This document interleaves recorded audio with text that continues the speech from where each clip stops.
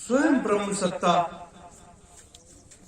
भी जब इस सृष्टि पर आती है तो वो इस मृतलोक के शाश्वत नियम होते हैं उसका वो स्वयं भी पालन करता है और दूसरों से उसको पालन करवाता है। जैसे द्वापर में भगवान कृष्ण को क्या क्या करना पड़ा और कितनी अपार शक्तियों को स्वयं भी इकट्ठा किए और दूसरों के माध्यम से इकट्ठा करवाए और उनको मार्ग बताया कि आप इस मार्ग पर चले जाओ, यहाँ से आपको दिव्यास्त्र मिल जाएगा, यहाँ से ये शस्त्र मिल जाएगा और वहां उस देवी को प्रसन्न कर लोगे, उस देवता को प्रसन्न कर लोगे तो आपको विजय श्री का आशीर्वाद मिल जाएगा। मार्ग में कोई भी बाधा उस तरीके से नहीं आए। मेरे धर्म प्रेमी गुरु भाई बहनों, आज ये सनातन धर्म है, सनातन संस्कृति में पूर्णिमा की तिथि का बड़ा महात्म है, क्योंकि पहले ये तिथि इस तरीके से नहीं आती थी। 10 साल 11 साल के बाद एक बार ये 17 घंटे 13 घंटे के लिए आती थी और उतने वर्षों का इंतजार बड़े बड़े संत महात्मा ऋषि मुनि यति यति भी करते थे, क्योंकि ये भगवान शिव की एक बहुत बड़ी शक्ति है। ये इस मृतलोक में शक्ति का एक सबसे बड़ा रूप है।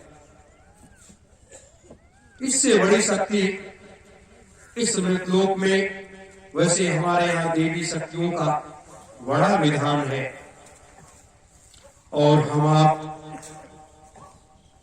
देवियों के अंदर वो शक्ति का अपार भंडार देखते हैं और उसको मान्यता देते हैं।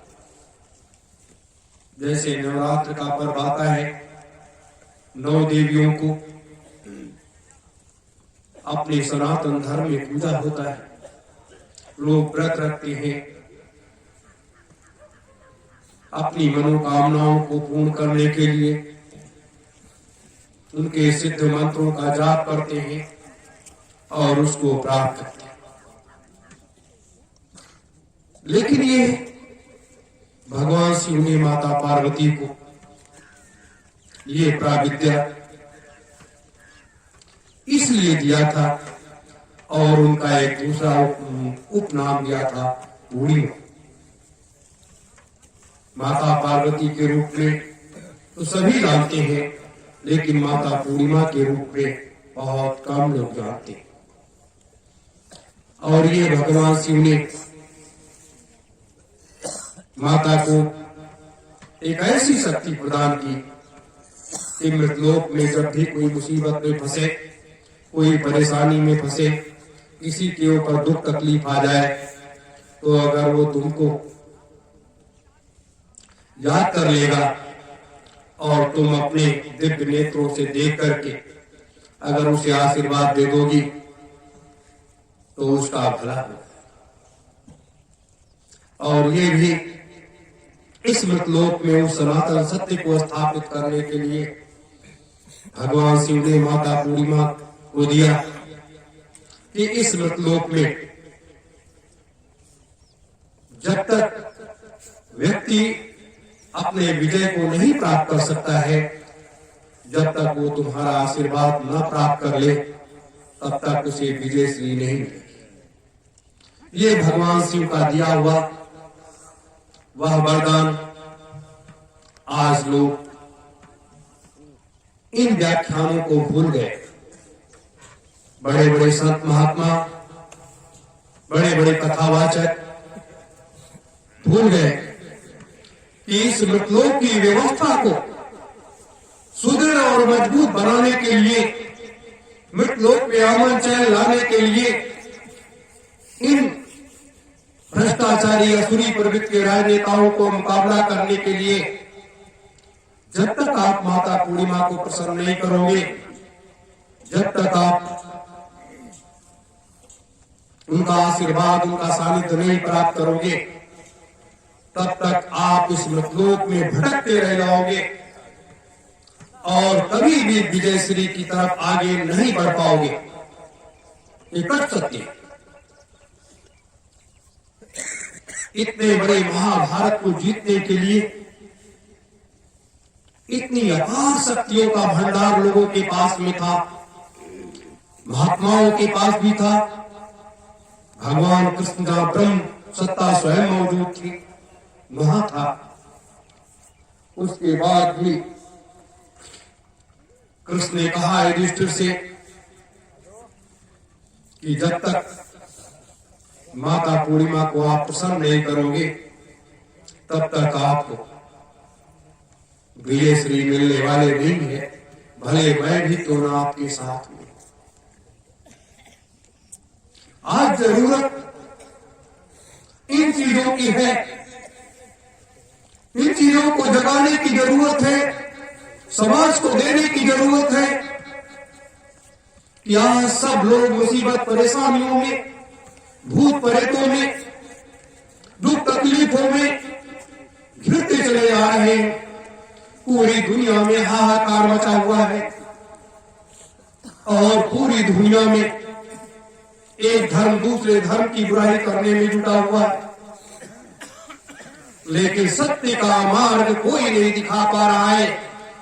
कोई कह रहा है मेरे पास शक्ति है, कोई कह रहा है मेरे पास शक्ति है, कोई कह रहा है मैं विष्णु हूं, कोई कह रहा है मैं ब्रह्म हूं, कोई कह रहा है मैं हनुमान हूं, कोई कह रहा है मैं देवी हूं, मैं दुर्गा हूं, मैं फला हूं। लेकिन कोई इस मृतलोक के कष्ट को दूर नहीं कर पा रहा है। हम आप साधारण से लोग यहां बैठ करके इस वीरान सुनसान जंगल में आदि गंगा माता गोमती के गोद में बैठ करके और उस नव सतयुग की परिकल्पना कर रहे हैं। संत युग को इस धरातल पर उतारने की बात कर रहे हैं। किसके लिए? कोई अपने लिए नहीं, इस मृतलोक की मानवता की रक्षा के लिए, इस मृतलोक में जो अव्यवस्था फैल गई, जो कचरा फैल गया है, उस कचरे को साफ करने के इसलिए कर रहे हैं। अब इसमें तमाम अच्छाइयां, तमाम बुराइयां, कोई अच्छा कहता है, कोई बुरा कहता है,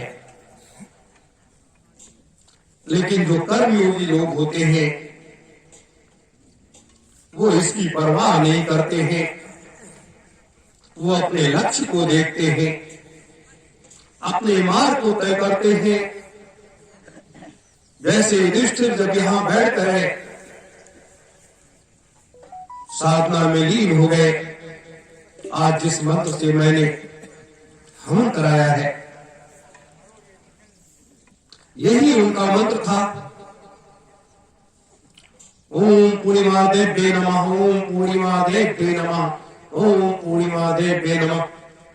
सालों बीत गया बैठे, जब वो माता प्रसन्न नहीं हुई। एक तरफ कृष्ण परेशान हो गए, एक तरफ युधिष्ठिर परेशान हो गए, एक तरफ भगवान शिव परेशान हो गए। क्योंकि भगवान शिव महाकाल है और इस मृतलोक की कर्ता धरता है।